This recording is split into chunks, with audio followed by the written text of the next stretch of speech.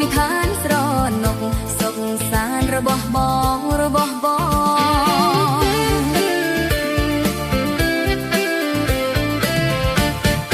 អ្នកផឹកមិនស្រវឹងនឹងស្រាទេ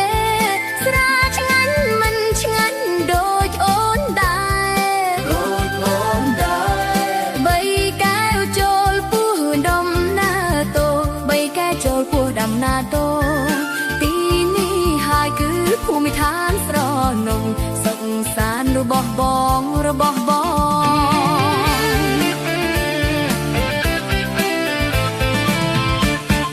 សង្សារស្នេហ៍តែការក្រៅរបងក្រអូបមានស្នេហ៍ស្មងបើមិនជឿសូមស្នេហ៍មើលចុះបើមិនជឿសូមស្នេហ៍មើលចុងទីនេះហើយគឺភូមិឋានស្រណុកសុខសាន្តរបស់បង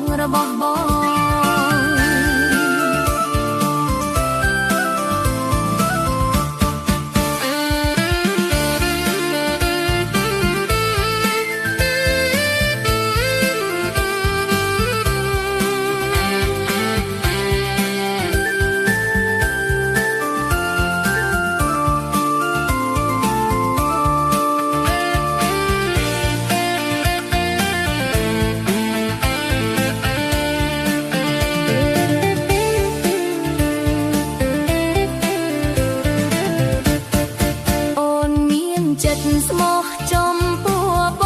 ងសូមកុំធ្វើឲ្យអូនខកចិត្តបើស្ម័គ្រពិនផឹកមួយកែវនេះទៅបើស្ម័គ្រពិតផឹកមួយកែវនេះទៅទីនេះហើយគឺភូមិឋានស្រណុកសុខសាន្តរបស់បង